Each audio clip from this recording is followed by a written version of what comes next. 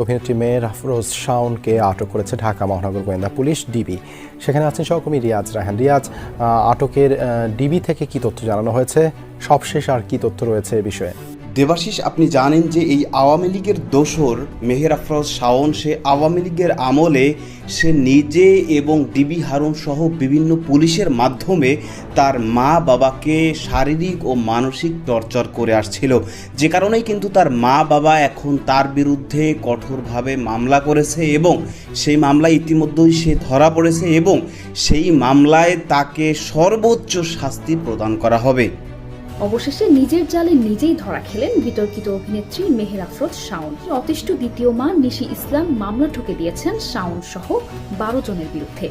মেহের আফরোজ শাওন তার বাবা মোহাম্মদ আলী, সাবেক ডিবি প্রধান হারুন ও বাড্ডা থানার পুলিশ সদস্য সহ 12 জনের বিরুদ্ধে বাদী হয়ে মামলা করেন নিশি ইসলাম নামের এক নারী। জানা যায় ওই নারী মেহের আফরোজ শাওনের বাবা মোহাম্মদ আলীর দ্বিতীয় স্ত্রী। গত বছর ফেব্রুয়ারি মাসে মোহাম্মদ আলীর সাথে বিয়ে হয় নিশি ইসলামের। বিয়ের পর মেহের আফরোজ শাওন সাবেক ডিবি প্রধান হারুনুর রশিদ ও বাড্ডা থানা পুলিশের সহায়তায় নিশি ইসলামকে নানাভাবে পুলিশি হয়রানি ও নির্যাতন। অভিনেত্রী মেহের আফরোজ শাওন গ্রেপ্তার, কোথায় থেকে এবং কিভাবে তিনি গ্রেপ্তার হলেন তা নিয়ে এবার পর্যালোচনা এবং তদন্ত করে আমরা বেশ কয়েকটি খুবই গুরুত্বপূর্ণ তথ্য এবং ভিডিও ফুটেজ পাই, যা আজকের ভিডিওতে সেগুলোই এক এক করে ধারাবাহিক তুলে ধরার চেষ্টা করব। যদিও আজকের ভিডিওটা কিছুটা বড় হতে পারে, তবে আজকের ভিডিওতে জানতে পারবেন এই অভিনেত্রী মেহের আফরোজ শাওনকে নিয়ে এমন কিছু অজানা গুরুত্বপূর্ণ গোপন তথ্য জানতে পারবেন আজকের ভিডিওর মাধ্যমে, যা জানলে আপনিও ইতিমধ্যে অবাক হতে বাধ্য। সেই সাথে আরও জানতে পারবেন বর্তমান বাংলাদেশের রাজনীতির প্রেক্ষাপট আসলে কোন দিকে যাচ্ছে। বন্ধুরা, চলুন ভিডিওতে আজকে আর বেশি কথা বাড়াবো না, সরাসরি আজকে আমরা চলে যাব মূল ভিডিওতে। আর সেখানে আজকে আমরা দেখব এই অভিনেত্রী মেহের আফরোজ শাওন কোথায় থেকে এবং তিনি কিভাবে গ্রেপ্তার হলেন। আসলে এটা হচ্ছে একটা প্রথমত ঘটনা ছিল যে তারা মানে শাওনের বাবা যিনি ইঞ্জিনিয়ার মোহাম্মদ আলী, উনি হচ্ছে একটা ইয়েতে, আপনারা সবাই জানেন যে উনি একটা ম্যারেজ ইন্ডিয়ার মাধ্যমে তার সিভিটা ড্রপ করে এবং আমিও ডিভোর্সি, যার কারণে আমিও ওইখানে হচ্ছে সিভি ড্রপ করি।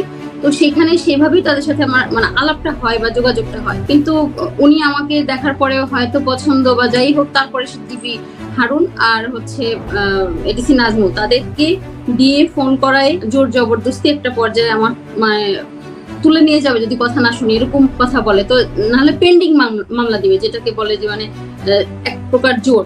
তো তারপরে বিয়েটা হয়, বিয়েটা হওয়ার পরে উনি আমাকে আর কিছু মানে তখন আর কোনো সমস্যা ছিল না, কিন্তু হঠাৎই 21শে ফেব্রুয়ারি 2024 বিয়ে হয়। বিয়েটার পরে 28শে ফেব্রুয়ারি উনি আমাদের মানে বাসায় আসে। কে আসে? ওনার মেয়ে আসে, সিংজন আসে, সেজুতি আসে, ওনার হাজবেন্ড যে হচ্ছে সাব্বির, সিংজনের হাজবেন্ড যে সাব্বির আসে এবং ওনার সাথে ওনার অফিসের 2জন লোক ছিল, মাইনুল মেবি আর হচ্ছে আর একজন ছিল মনে হয় সুব্রত দাস। তো এই কজন লোক আসে আমার বাসায়, এসে আমাকে মানে হুমকি ধামকি দেয়, কিন্তু তখন তো আমি জানতাম না বা চিনতাম না যে এরা কারা। তো কারণ আমি তো শাওনের ফ্যামিলি বা ওরা কয় ভাই বোন বা কি বৃত্তান্ত আমি এত কিছু জানি না। এটা ছিল হচ্ছে 28শে ফেব্রুয়ারি 2024।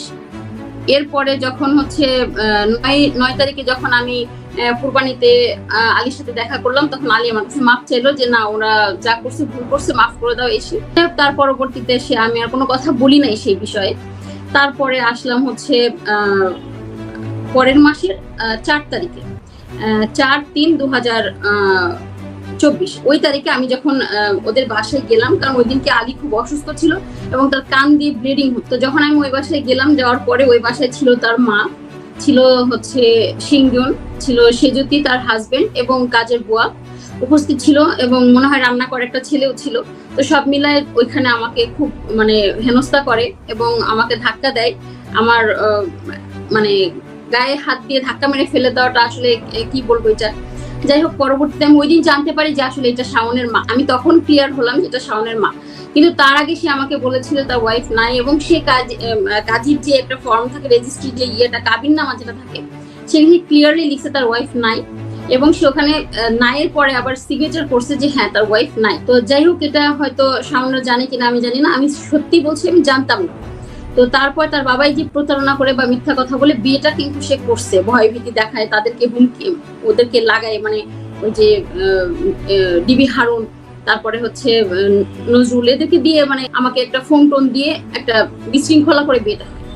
এরপরে যখন আমাকে হঠাৎ করে দেখি যে আমার বাসায়, মানে আমি 4 তারিখে যাই, পরের দিন 5 তারিখ ছিল 2024, আমার বাসায় আসছে শাওন, সিংজন, সেজতি এবং সিংজনের হাজবেন্ড, তারপরে ওদের সাথে 2 জন লোক, এই সবাই আমার বাসায় আসছে। এসে আমার বাসায় এসে ভাঙচুর করে, আমাকে মারে, এমন ভাবে মারে যে আমার নাক দিয়ে ব্লিডিং হয়। আপনারা দেখছেন বিভিন্ন পত্রপত্রিকায় বা নিউজে দেখছেন যে আমার এখানে পুরো পায়ের এখানে ব্লাড জমে যায়। তো ভারী বোতা কিছু, একটা শক্ত কিছু এখানে ছিল, তো ওটা দিয়ে সে মারে আমাকে। এটার একটাই কারণ, আমি কেন এটা করলাম, তার বাবাকে ডিভোর্স দিয়ে দিলাম। ডিভোর্স তো আমি অবশ্যই দিব, কিন্তু আপনার বাবা এটা করছে আমি বলাতে তার আরো বেশি ক্ষিপ্ত হয় আমার উপরে। পরবর্তীতে আমি আর আসলে সেন্স রাখতে পারি না, যাই হোক ওরা চলে গেছে বাসা থেকে। যাওয়ার পরে আমাকে এভাবে মারার পরে ওরা চিন্তা করছে যে আসলে এটা কিভাবে তারা মিউচুয়াল করবে, এই কারণে হয়তো বা তারা এডিসি নাজমুলের সাহায্য নেয় বা মনিরুল ইসলাম, তারপরে হচ্ছে সাবেক আইজিপি, ওনাদের সাহায্য নেয়। তো তখন ওর বাবাকে করলো কি, ওরা হচ্ছে একটা রিহ্যাবে নিয়ে গেল, ওই যে উত্তর আইকন কেয়ারে, ওখানে নিয়ে গেল। এবং ওই দিন ছিল রোজার দিন, 1 এপ্রিল 2024। তো সেদিন আমাকে আলী ফোন করছে, ফোন করে বলতেছে যে আমি আমার মেয়েরা আমাকে এখানে আটকায় রাখছে। তো আমার তখন তো আইফোনে আমি ভিডিও করতে পারতেছি না, আরেকটা ফোন দিয়ে আমি ভিডিও করি এবং তার কথা আমি রেকর্ড করি, যেহেতু তাকে আটকায় রাখছে। কারণ আমি তো আইনের কাছে গেলে আইনও আমাকে বলবে যে আপনার প্রমাণ কি। তো পরবর্তীতে আমি ওইখানে যাওয়ার পরে সুন্দর ওদের সাথে কথাবার্তা হলো। এখানে যে ফুটেজ আছে, সিসি ফুটেজ আছে, ওই ফুটেজ দেখে আমি শাওন আমাকে করে যে এবার তাহলে ওকে আটকাতে হবে, কারণ আমার বাবা তো অলরেডি ভিডিও কল জানান দিয়ে দিছে। তো তারপরে আমাকে ওখান থেকে 1 তারিখে তার বাবাকে আটকানোর পরে 2-3 তারিখে আমার কাছে ডিবি থেকে ফোন আসে। 3 তারিখে আমার কাছে ডিবি থেকে ফোন আসে যে আপনি কি নিশি ইসলাম বলছেন? হ্যাঁ বলছি, আপনাকে একটু ডিবিতে আসতে হবে। আমি বললাম যে আমার অপরাধ। বলছেন না, আপনার অপরাধ না, আপনার সাথে একটু আমাদের স্যার সাবেক এডিসি, উনি হচ্ছে বর্তমানে ইয়েতে আছে, সিটিটিসিতে আছে, উনি আপনার সাথে কথা বলবে। আমি বললাম যে আমার কি বিষয়ে কথা বলবে? তো উনি বললো যে উনি খুবই ভালো মানুষ, খুবই ভদ্র মানুষ, আপনি আসেন। ওনার নাম ছিল এসআই শাহজালাল, ওনার নাম্বারটা আমরা নোট করেছি মামলায়। তো বললো যে আপনি আসেন, উনি খুবই ভালো এবং ভদ্র মানুষ, কোনো সমস্যা নেই। আমি বললাম যে ঠিক আছে, আমি যাবো, আমি অসুস্থ, আমি 2-1 দিন পরে যাবো, রোজার দিন, রোজা আছি। তো বললো যে ঠিক আছে। ঠিক 3 তারিখের পরের দিনই 4 তারিখে উনি আমাকে ফোন দিয়ে বলছে যদি আপনি না আসেন তাহলে আপনাকে তুলে নিয়ে আসবো। এই ডিবির কলই কিন্তু, কারণ গভর্নমেন্ট চাইলে এটাকে তারা আবার রেকর্ড দিয়ে করতে পারে। কারণ আমার ফোনগুলো তো বাড্ডা থেকে নিয়ে নিছিল, নেওয়ার পরে তো ওগুলো আমি রাখতে পারিনি, সব নাই আমার কাছে, কিছু জিনিস আছে আমার কাছে।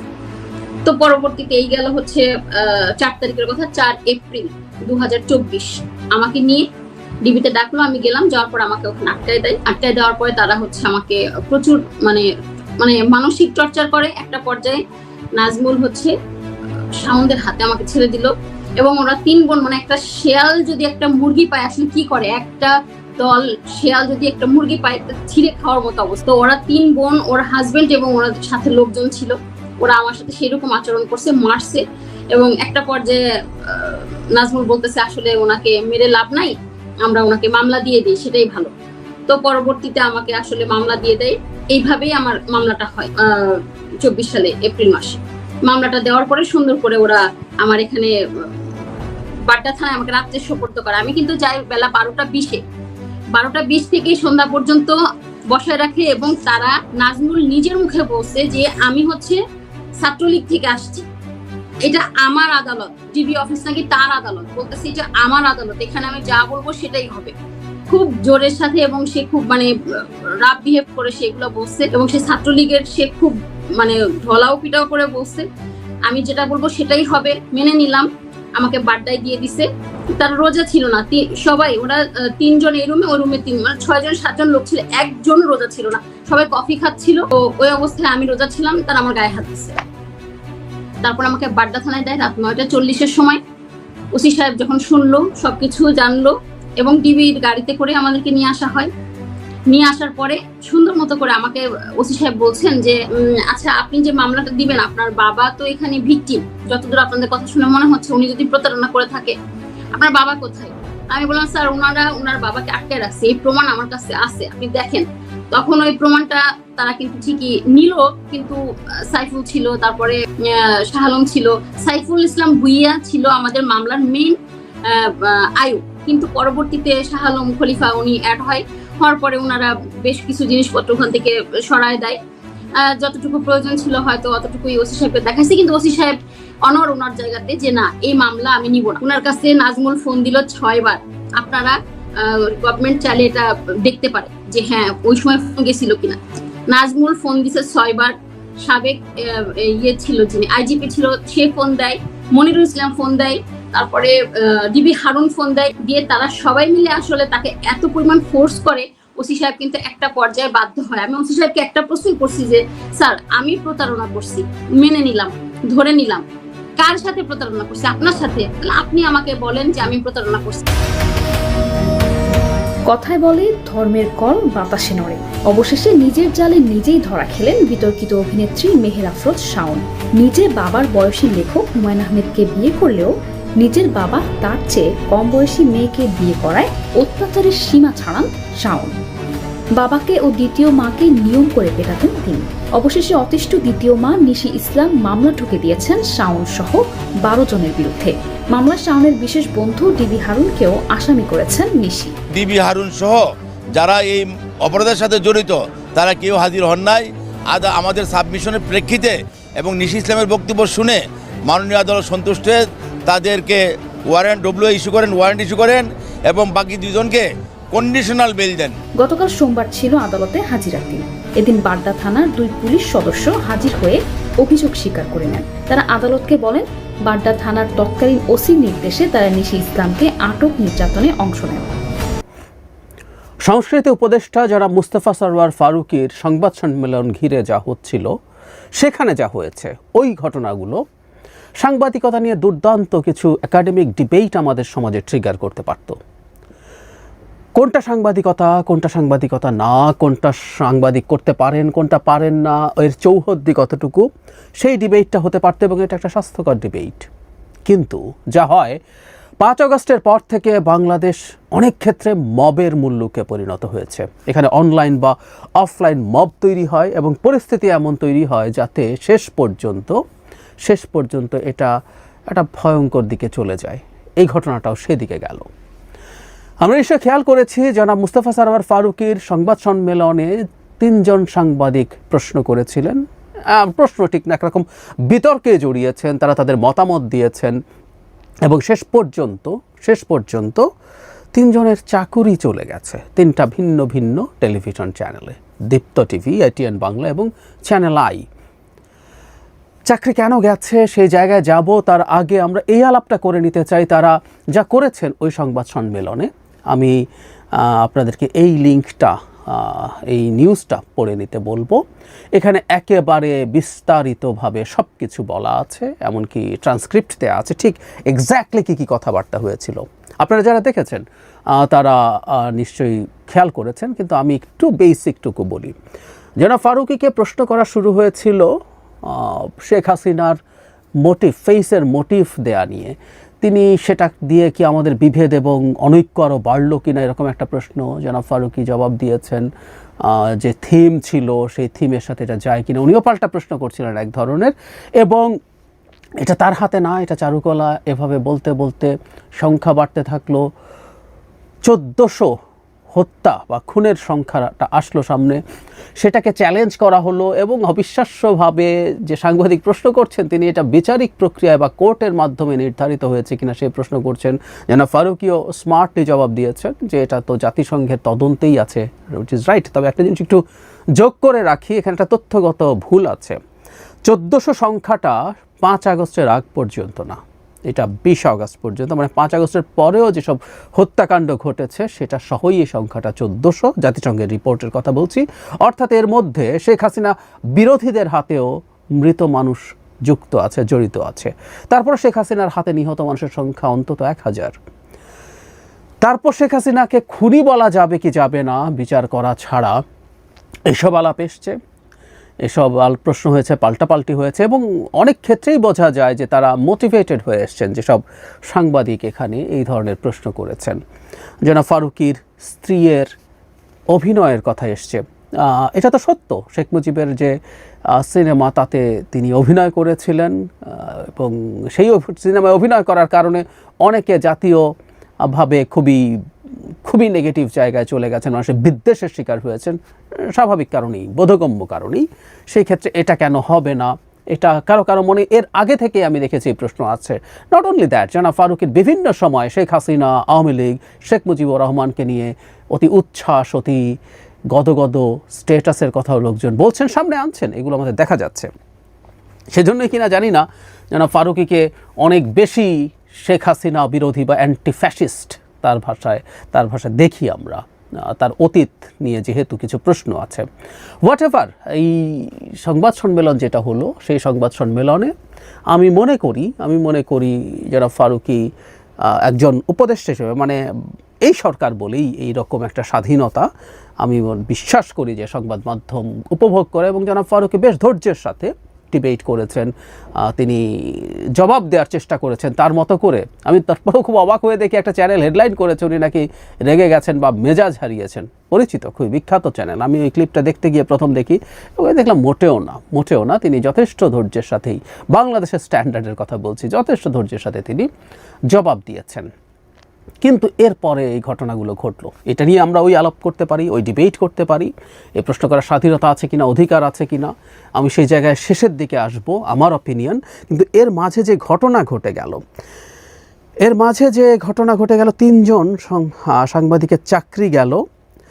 এখন যখন চাউর হয়ে গেল, তখন একটা page July revolutionary alliance JRA নামে একটা ফেসবুক পেজে ওটা দেয়া হয়, এবং 3 সাংবাদিকের পরিচয় দিয়ে ওই পোস্টে বলা হয়, আজকের উপদেষ্টা মোস্তফা সরোয়ার ফারুকের প্রেস কনফারেন্সে যারা ফ্যাসিস্টের পক্ষে কথা বলেছে, এই 3 সাংবাদিকের বিরুদ্ধে 24 ঘন্টার মধ্যে ব্যবস্থা না নিলে মার্চ টু দীপ্ত টিভি, চ্যানেল আই এবং ATN বাংলা। এর মধ্যে দীপ্ত টিভি একটা এক্সট্রিম স্টেপ নিয়েছে, এবং এই এক্সট্রিম স্টেপটা আমি খুবই ডিজাস্টারাস হয়েছে বলে মনে করি, এবং আমি কোনোভাবেই মনে করি না এই 3 সাংবাদিকের বিরুদ্ধে কোনো ব্যবস্থা সরকার নিতে বলেছে, বা দীপ্ত টিভি যেটা করেছে তারা তাদের সংবাদই বন্ধ করে দিয়েছে। এটা সরকারের জন্য খুবই ডিজাস্টার হয়েছে, এবং পরে সম্ভবত এটা আবার তারা চালু করেছে। কিন্তু এই কথাটা আমাদের বলে রাখা দরকার। এই সরকারের নানা সমালোচনা আমরা করতে পারি, কিন্তু এই সরকারের বিরুদ্ধে মত প্রকাশ করা যায় না, সরকারকে প্রশ্নের সামনে আনা যায় না, এটা একেবারেই ভুল কথা। সরকারের যে কোনো উপদেষ্টাকে নিয়ে যে কোনো রকম কথা বলা যায়। এতটা সংবাদপত্রের স্বাধীনতা বাংলাদেশের ইতিহাসে আর কখনো ছিল কিনা আমার সন্দেহ আছে। নট অনলি দ্যাট, বিটিভিতে কিছুদিন আগে একটা প্রোগ্রামে একজন বিটিভি সম্পর্কে সমালোচনা করছিলেন, বিটিভি একই জায়গায় রয়ে গেছে ইত্যাদি ইত্যাদি। এটা ঠিক যে দীর্ঘদিন একটা প্যাটার্নে অভ্যস্ত মানুষজনের মধ্যে সেই প্যাটার্ন ধরে রাখার টেন্ডেন্সি থেকেই যায়, কিন্তু বিটিভি টক শোতে বসে অত্যন্ত কঠোর সমালোচনা আমি করে এসেছি, বা আমার চাইতে এই সরকারকে আরও অনেক বেশি কঠোর সমালোচনা করেন এমন মানুষ যা তা বলে এসছেন। সুতরাং এই সরকার কোনো ব্যবস্থা কাউকে নিতে বলবে। জনাব ফারুকীকে যখন জিজ্ঞেস করা হয়েছিল তাদের চাকুরি এবং তাদের চাকুরির যাওয়া বা এই সংবাদ বন্ধ করা নিয়ে, তিনি রাইটলি বলেছেন যে দিক থেকে কিছু করা হয়নি, এবং আমি দৃঢ়ভাবে এটা বিশ্বাস করি। কিন্তু তারপরও সরকারের একটা ব্যর্থতার জায়গা আছে। সেই ব্যর্থতাটা হচ্ছে এই যে জুলাই রেভলিউশনারি অ্যালায়েন্সের কথা বলা হলো, তাদের কারণেই আদতে এই ঘটনাগুলো, 3 জনের চাকরিচ্যুতি ঘটেছে। এর মধ্যে 3টা টেলিভিশন কর্তৃপক্ষের বক্তব্য বিডি নিউজের এই নিউজটাতেই আছে। সেখানে অনেকের কথা আছে যে দীপ্ত টিভির বার্তা সম্পাদক বলছেন অভ্যন্তরীণ কারণে ব্যবস্থাপনা কর্তৃপক্ষ আপাতত নিউজ অপারেশন বন্ধ রেখেছে। প্রশ্নের কারণে এমন কিনা তখন বলা আছে, চিঠিতে এরকম কিছু বলা হয়নি। কিন্তু এই যে বলছিলাম, ATN বাংলা কিন্তু স্বীকার করেছে, ব্যবস্থা না নিলে আগামীকাল অফিসের দিকে মার্চ কর্মসূচি দেওয়া হয়েছে। প্রতিষ্ঠানের সুনাম এবং সার্বিক দিক বিবেচনা করে আমরা তার বিরুদ্ধে ব্যবস্থা নিয়েছি। এখানে শৃঙ্খলা ভঙ্গের কথা বলা হয়েছে ইত্যাদি ইত্যাদি। চ্যানেল আইতেও একই ধরনের ইঙ্গিত আছে। এটা একটা অভিযোগ হচ্ছে, সেটা আমরা তদন্ত করব, তার আরও ভর্তি দেওয়া হয়েছে, এটা একটা অফিসিয়াল প্রসেস। আমরা ধারণা করতে পারি যে একটা প্রতিষ্ঠান, মানে 3টা প্রতিষ্ঠানের চাকরি যাওয়া 3 সাংবাদিকের, এবং সংবাদ বন্ধ করা একটা বাড়াবাড়ি হয়েছে। আমি মনে করি এটা ভুল হয়েছে, এবং এটা সরকারের জন্য, মানে তারা ইনভলভ না থাকলেও খুবই বদনামের বিষয় অলরেডি হয়ে গেছে। কিন্তু 3 জনের যে চাকরি গেল, এটা মূলত একটা সংগঠনের হুমকির পরিপ্রেক্ষিতে। এই একটা জিনিস আসলে এটা সরকারের ব্যর্থতাই আমি বলবো। কারণ এই মব তৈরি করে বিভিন্ন জায়গায় বিভিন্ন কিছু করে ফেলতে পারা, এই সরকারের ব্যর্থতার কারণে হয়েছে। কারণ এই মবগুলোর বিরুদ্ধে কখনো সরকার কোনো ব্যবস্থা নিতে চায়নি, এবং যখন চায়নি তখন এই প্রশ্ন কেউ করতেই পারে যে এগুলোর পেছনে কেউ সরকার আছে? সরকার নিজে এদেরকে চাকরিচ্যুত করাবে না, কিন্তু মব যাচ্ছে, মবের প্রতি তারা চুপচাপ থেকে এটা অ্যালাউ করছে, এসব ইন্টারপ্রিটেশন কেউ করবেন? এটা খুব ইলজিক্যাল ইন্টারপ্রিটেশন হবে না। সুতরাং এই মবের কারণে এই ঘটনাটা ঘটেছে বাংলাদেশে। মব ক্রিয়াশীল, এটাও সরকারের জন্য কোনো ভালো কিছু না। আসছে সেই জায়গায় যে সাংবাদিকরা এই ধরনের প্রশ্ন করতে পারেন কিনা, এটা খুব সাবজেক্টিভ স্ট্যান্ডার্ড। আসলে এগুলো আমরা একমত হব বা হব না। আমি ব্যক্তিগতভাবে এই ধরনের প্রশ্ন এই সময়ে এসে করাকে সঠিক মনে করি না, কিন্তু সাংবাদিকরা কি এসব প্রশ্ন করতে পারেন না? অত্যন্ত সেটেলড ইস্যু নিয়েও কি প্রশ্ন তোলা যায় না? বা এই প্রশ্ন কোনো কিছু কি আসলে খুব সেটেলড? মুক্তিযুদ্ধের ইতিহাস কি খুব সেটেলড? বা এই যে মুক্তিযুদ্ধে শহীদের সংখ্যা নিয়ে একটা ডিবেট আছে, এই ডিবেটের পার্ট আমিও হতে প্রস্তুত আছি। আমি নিজেও আসলে মনে করি না সংখ্যাটা যেটা বলা হয় সেটাই হয়েছে। আমি সিরিয়াসলি মনে করি এখনও শেষ মুহূর্ত, আমরা ওই সময় বেঁচে থাকা মানুষ আছে, হোয়াট এভার ইট ইজ, এটা 30 না 25 না 20 লক্ষ, what ever the number is, আমাদের এখনও বা আরও কম, এটা আমাদের এখনও শেষ সুযোগ আছে। কারণ ওই সময় বেঁচে থাকা মানুষ আছে। গ্রাম ধরে ধরে ধরে ধরে যদি আমরা একটা সার্ভে করি, এই সার্ভেটা আমাদের ইতিহাসে করে রাখা দরকার। কিন্তু এই প্রশ্নটা করা যাবে না বলে বলা হচ্ছিল, খানিকটা হলোকস্ট ডিনায়াল যে ল আছে সেটার মতো করে। হলোকস্ট ডিনায়াল একটা অপরাধ। ডিজিটাল সিকিউরিটি অ্যাক্টের 21 ধারায় এরকম মুক্তিযুদ্ধের ইতিহাস, শহীদের সংখ্যা, মানে তারা বঙ্গবন্ধু ইত্যাদি ইত্যাদির কতগুলো ইস্যুতে তারা মানে কেউ যদি বয়ানের বাইরে কথা বলে সেগুলো ক্রিমিনাল অফেন্স হিসেবে চিহ্নিত করা হয়েছিল। আমাদের একটা ডিনায়াল ল ছিল। এখন প্রশ্ন হচ্ছে জুলাই আগস্ট নিয়েও কি আমরা একটা ডিনায়াল ল অফিসিয়ালি আর আনঅফিসিয়ালি করবো কিনা? সংখ্যা নিয়ে কেউ যদি প্রশ্ন তোলেও সেটা যদি ভেস্টেড ইন্টারেস্টেড হয়ে থাকে। আমি সাংবাদিকদের ব্যাকগ্রাউন্ড জানি না, কেউ কেউ লিখছেন যে এদের অন্তত 1-2 শেখ হাসিনার সময়কার বেনিফিশিয়ারিও নন, হোয়াট এভার ইট ইজ, নতুন করে বেনিফিশিয়ারি হতে পারেন, বা এই বেনিফিশিয়ারি মানুষজন আমাদের মিডিয়াতে থাকবে কেউ যদি ক্রিমিনাল অফেন্স না করেন। তাহলে এই প্রশ্নগুলোকে আমরা বন্ধ করে দেব। বরং আমি মনে করি এই প্রশ্নগুলো আসলো এবং যেভাবে জনাব ফারুকী ফেস করলেন, দ্যাট ওয়াজ ভেরি গুড। এভাবেই ফেস করা দরকার, এবং এই ফেস করার মাধ্যমেই এই প্রশ্নগুলোর মৃত্যু নিশ্চিত করা যায়। কিন্তু যা ঘটলো, যে প্রতিক্রিয়া দেখানো হলো জুলাই রেভলিউশনারি অ্যালায়েন্স, মানে এই যে রেভলিউশন শব্দটা প্রথম দিন থেকেই কন্টেস্ট করেছি, এখনও করি, কিন্তু এই নাম দিয়ে, রেভলিউশন নাম দিয়ে যে কোনো কিছু করাকে জায়েজ করার একটা প্রবণতা আছে, এবং কিছু মানুষ এতে উস্কাচ্ছেন দীর্ঘদিন থেকে। সুতরাং এই প্রতিষ্ঠান, এই যে ঘটনা ঘটলো, এটা যারা করলেন, যারা দিলেন, তাদেরকে বরং সরকারের প্রটেক্ট করা উচিত ছিল। আপনি একটা আলটিমেটাম দিবেন এবং এটা প্রত্যাহার না করলে এটা করে ফেলবো, সেটা করে ফেলবো, এবং প্রতিষ্ঠানগুলো ভয় পাবে, সেটার ভিত্তিতে এটা হবে। আর একটা কথা বলে একটু শেষ করা দরকার, বাংলাদেশের মিডিয়াগুলো আসলে শেখ হাসিনার সময় প্রায় সব মিডিয়া যা করেছে এগুলো মিডিয়া ছিল না, এগুলো শেখ হাসিনার কোলাবোরেটর ছিল। ফলে তাদের মধ্যে একটা ইনবর্ন ভীতি আসলে আছে, এবং সেই ভীতিটা কাজ করে। সেই ভীতিটার কারণেও তারা নিজেরা আরও অনেক বেশি ভীত হয়ে থাকে। সংবাদ মাধ্যম আমাদের মতো দেশে নানা রকম চাপ মোকাবেলা করেই জেনুইন সাংবাদিকতা করতে হয়, কিন্তু সেই নৈতিকতার জায়গা, সেই নীতির জায়গা তাদের আসলে নাই। সেটাও একটা বড় কারণ যে তারা মুহূর্তেই কোনো রকম কোনো মনোবল দেখাতে না পেরে, মনোবল না দেখিয়ে তারা সারেন্ডার করে, সেটাও একটা ফ্যাক্টর আছে। এই সব কিছুই থাকুক, কিন্তু বটম লাইন হচ্ছে এই মব সেটা অনলাইনে হোক, সেটা অফলাইনে হোক, সেগুলো সরকারকে সামলাতে হবে। বাংলাদেশ 9 মাস পরও যদি মবের মুল্লুক থাকে শেখ হাসিনা পালিয়ে যাওয়ার, এটা ক্ষমার অযোগ্য, একেবারেই অযোগ্য।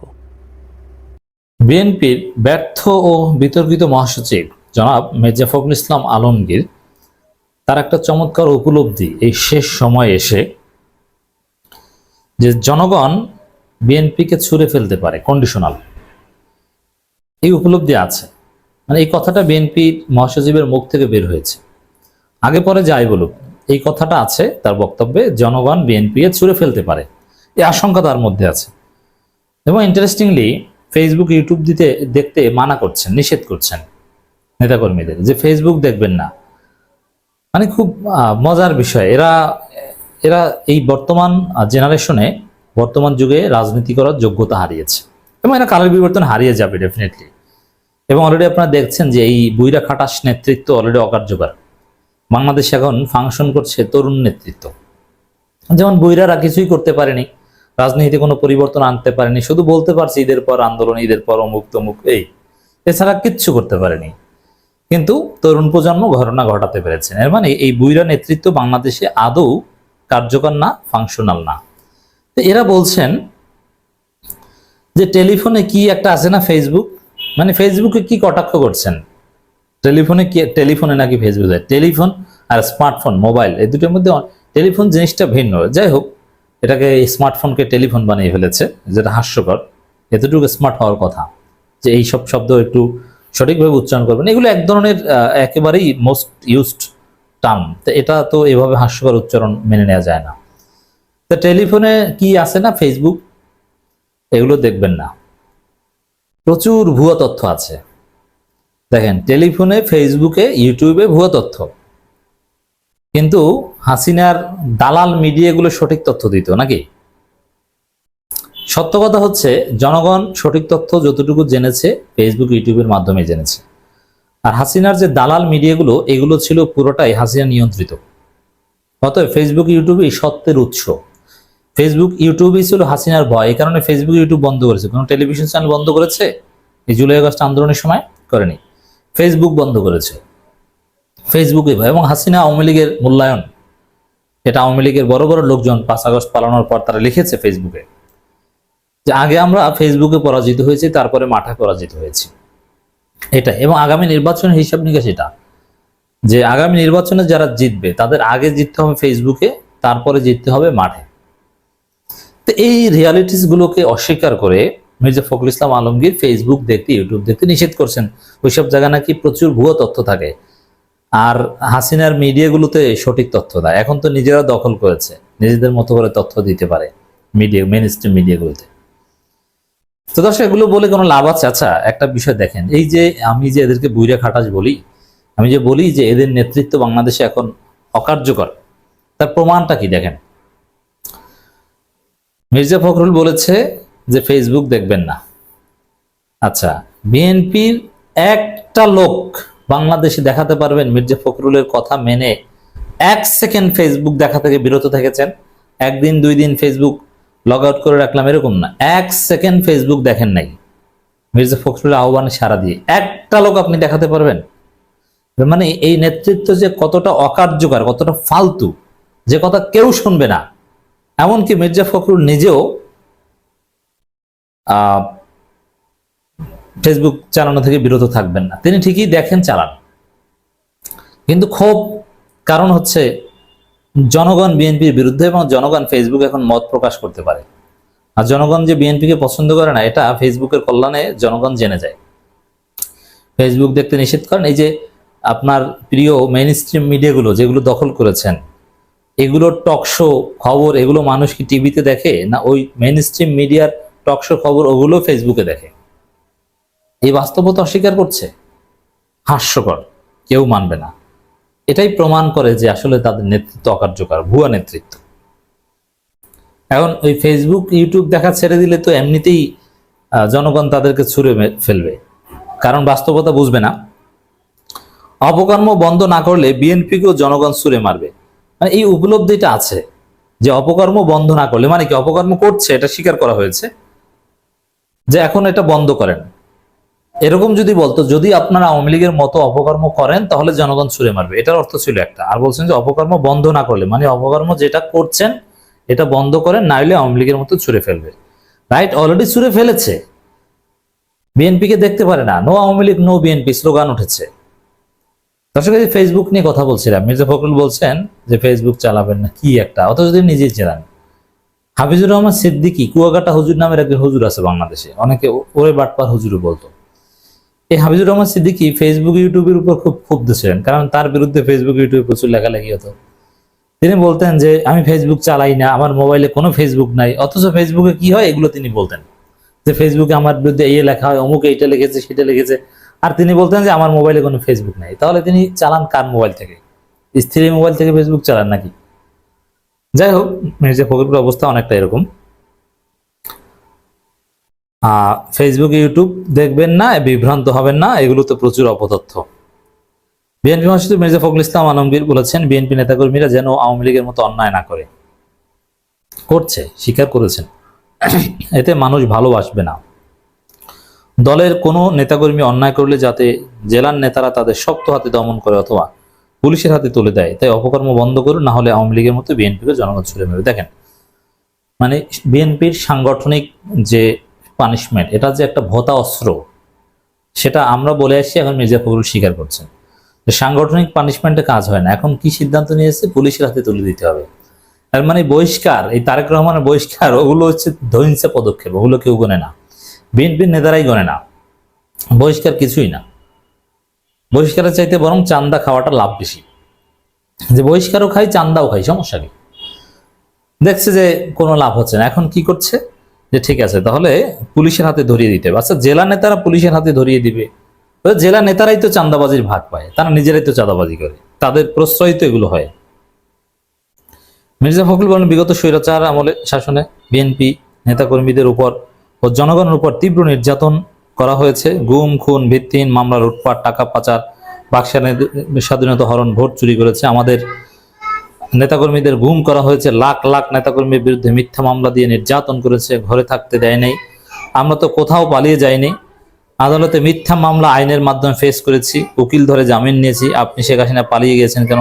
আপনি মামলা লড়েন, আপনি দেশে। দেখেন, বিএনপির অনেকে পালিয়েছে, এই পালানোটাকে আমরা মোটেও অযৌক্তিক মনে করছি না, এটা ঠিক আছে। যারাই সুযোগ পেয়েছে তারাই, বা যারা মনে করেছে যে তাদের জীবন একদম বিপন্ন হয়ে যেতে পারে, তারা কিন্তু অ্যাসাইলাম সিক করেছে এবং অ্যাসাইলাম পেয়েছে। আর মির্জা ফখরুল বা মির্জা আব্বাসরা তারা জানতেন যে তাদের জেল খাটা এটা সামান্য সময়ের জন্য, তাদেরকে ধরবেন, ডিভিশন দিবেন, আবার ছেড়ে দিবেন। কিন্তু যদি নিশ্চিত হতেন যে জামাত নেতাদের মতো ফাঁসি দিবে, তাহলে এই মির্জা ফখরুলদের কাউকেই আর দেশে পাওয়া যেত না। বড় বড় কথা তো বলেন। জনগণের উদ্দেশ্যে বিএনপি মহাসচিব বলেন, আপনারা অনেক মনে করেন স্বৈরাচার শেখ হাসিনা আবারও দেশে ফিরে আসবে। তিনি তো 15 বছর দেশের প্রধানমন্ত্রী ছিলেন, তার বাবা শেখ মুজিবুর রহমান বিখ্যাত মানুষ ছিলেন, তার তো দেশ থেকে পালানোর কথা ছিল না, পালালেন কেন? যাই হোক, ডাইনি ছিলেন, জনগণ নির্যাতন করেছেন, পালাতে বাধ্য হয়েছেন। জনগণ, ছাত্ররা, ওই ফেসবুক ইউটিউব তাকে পালাতে বাধ্য করেছে, যে ফেসবুক ইউটিউব আপনি দেখতে পারেন না। জনগণ যদি সেদিন তাকে পেত, তাহলে ছিঁড়ে খেত। হাসিনা দেশে ফিরে রাজনীতি করলে আমাদের কিছু করতে হবে না, জনগণই তাকে দেখে নেবে। এটা একটা মজার বিষয়। বিএনপি আওয়ামী লীগের বিরোধিতা করছে না, যার ফলে আওয়ামী লীগকে পর্দার অন্তরালে বলতে পারছে, কই আমরা তো তোমাদের নিষিদ্ধ করারও বিরোধিতা করছি, আমরা তো তোমাদের বিরুদ্ধে কিছু বলছি না।